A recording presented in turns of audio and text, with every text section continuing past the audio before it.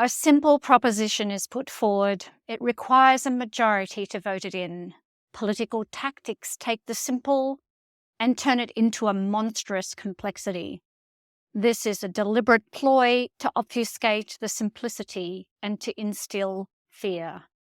Simple ideas and proposals in a complex world are rare.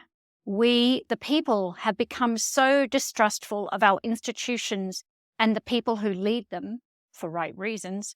Yet for this to happen, for this level of deception and corruption to happen, we must take a measure of responsibility. I am not a political animal. I could not lie my way out of any situation. And it appears lying is essential to political life, including the argy-bargy of CEOs as they compete to become all-consuming monopolies. A quest of my life has been to seek truth, to know integrity. I used to think truth was simple, but like most things, truth is contextual and nuanced. Hello, this is Christine McDougall, and this is Sunday Syntropy for October 22nd, 2023. The topic is searching for truth and integrity as a matter of urgency. Thank you for listening. The truth will set you free, but first it might piss you off. Our current world is buried under the weight of garbage pretending to be true. People who shamelessly sprout lies and half-truths without care for consequence. And we, the people, who allow this to happen. I am currently reading Tyson Yunkaporta's latest book, Right Story, Wrong Story. At times, it's a very difficult read for me, a settler in a colony. It's hard to face truths that I was never taught at school and that are still not taught in school. It is hard to face the cruelty and ignorant categorization colonizers had and do inflict on the people who lived in harmony on this land for more than 60,000 years. In Syntropic world, we would use a different language for right story, wrong story. Right story is when the pattern integrity of the person, the idea, the story, the narrative, and the action is aligned and harmonic with the source of the pattern integrity. There is no dissonance, no violation, no corruption of the source through the expression of the pattern integrity. Integrity is the essence. Wrong story is the violation between source and expression. Wrong story registers in the field like pollutants that are now in every drop of water on the planet. Wrong story in Syntropic world language is little atrocities, micro-violations that accumulate when we ignore them to become extinctive violations in time. Here are a few examples. OpenAI stated at its founding, its source, that its position and intention would remain open source. Open source was not only its pattern integrity, it was also embedded in the name, to nominate, to call into existence. This source position was violated when OpenAI was purchased.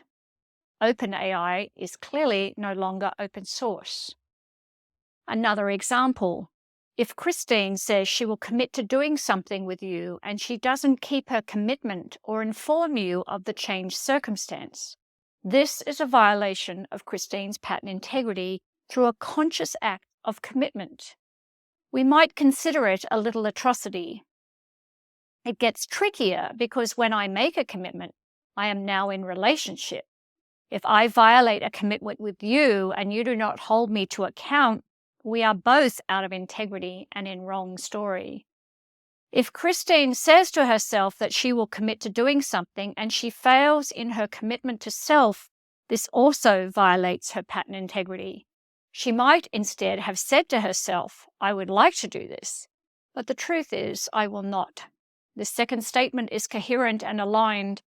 The violation of a commitment to self is a wrong story, at least how I'm interpreting the way Tyson speaks about right story, wrong story. All expressions of integrity are registered. Where, you ask? Great question.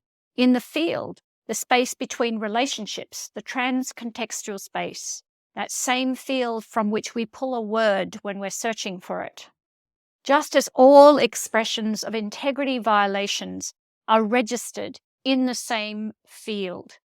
Violations of pattern integrity carry a charge, and the charge accumulates over time. Violations move from infinitesimally small to explosively large. Tyson suggests that these violations are registered in the land, in the trees and sky, our waters, the plants and animals. I tend to agree with him. In other cultures like Hinduism, Taoism, Buddhism, Jainism, and Sikhism, this register is called karma. Heritable wisdom from many cultures agrees there is a register or record. I am contemplating all of these threads as I wonder how we can learn to distinguish right story, wrong story, or in my language, how we know integrity and integrity violations. Integrity, meaning one, integer, to hold its shape. Does the story hold its shape? When we tell the story, is there a dissonance, even the slightest ripple in the field? If we scan our body being, can we feel or sense disturbance, even a nano taste of something off or out of frequency? This type of high frequency scanning requires sobriety, rest, health, and freedom from toxic food, people, and media. The simple fact that many people willfully or through ignorance distort the ability of their high frequency, tunable body being bodes poorly for integrity and right story. Our body being is an instrument for receiving signals that leaves our six senses as poor facsimiles of possibility. We must attend to our instrument as a precious one. I consider mental health in this contemplation. Krishnamurti said that it is no measure of health to be well adjusted in a sick environment. We live on a planet where humans are intent on extinction, and not just from one domain, but from so many. Rogue AI, synthetic biology, climate catastrophe, war, famine, fire, flood. To know these things and not be mired in depression and darkness occasionally is unhealthy. Our wrong story register is reaching an explosive reset, a catastrophic one. I return to my question, how do we know the difference between right story, wrong story? We must want to know with our whole being. This means we must be willing to be deeply uncomfortable and wrong, or realize we have been wrapped in a spell of delusion, conspiracy, and pseudoscience. We must be impeccable with our integrity. When our spider senses prickle, when we are asked to be silent, or step back, or watch, or agree to something that leaves a residue of nasty in our being, when our horns of righteousness appear, when we are not moving towards syntropy, more love, joy, beauty, compassion, kindness, and grace, then we are in danger. Little atrocities move to bigger ones quickly. Once we have bitten the apple of deceit, the poison has its way with us. The second lie comes quickly and easily. Maintaining integrity is a daily, moment-by-moment choice. We will make mistakes, which are okay so long as we claim them, learn from them, and do not repeat them. Too often, our shame and embarrassment prevents us from owning our mistakes. The cost to our status and prestige appears unbearable. I appeal to you, have it become unbearable. We must find time to unplug, unhook, unknow, to sit with the trees, be in the water, watch ants, birds, dolphins, to calibrate our frequency with the frequency of life. You cannot do that easily in a cement jungle. We must be prepared to discover we have been wrapped in wrong story myth for some time. The signs of this are everywhere.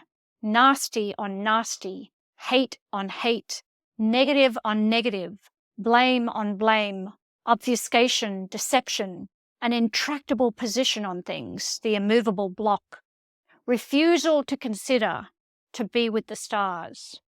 Notice these things in your world, in yourself. Pay exquisite attention, and if you discover any of these taking space in your body being, know an excavation is required. A simple proposition was put forward, incredibly simple. It was not deceptive. It came from right story, integrity, holding its shape, crafted in collaboration by many. It was delivered with integrity as a request to the integrity of others to honor it. But our world is a pandemic of wrong story, lack of integrity, and the inability to know integrity. Broken-hearted, in deep despair for humanity, for my fellows sharing this land, for our life and future, I went and spent some time with the whales. There is an image. I had to find something that gave me a thread of hope. The whales are still working their magic. Just a footnote, in the Dare to Care workshop, we cover little atrocities and how to call them out in ourselves and others. You are still welcome to join this cohort. The link is in the show notes. I love answering your questions. So if you have any questions for this episode or previous episodes, please visit syntropic.world/podcast and click the orange button. Hi, Steve from Melbourne here. And my question is... Hi, this is Robin from warm and sunny Tanzania. My question is... Good morning, this is Michael Friebe from Germany. My question is... Hi, this is Colleen in the Netherlands. My question is... Hi, this is Cindy from beautiful Cambridge. Hello, I am Paul Epping from the Netherlands. And my question for the podcast... Bonjour, my name is Dorothy from Brussels, Belgium. Hi, my name is Ivan from Cali, Colombia, but I'm living in Bali right now. So my question is... Hi, I'm Rochelle Armstrong from Northeast Victoria, Australia. My question is... Hiya, this is Lorraine in Montreal, Canada, and my question is... And that completes my question. And that completes my question.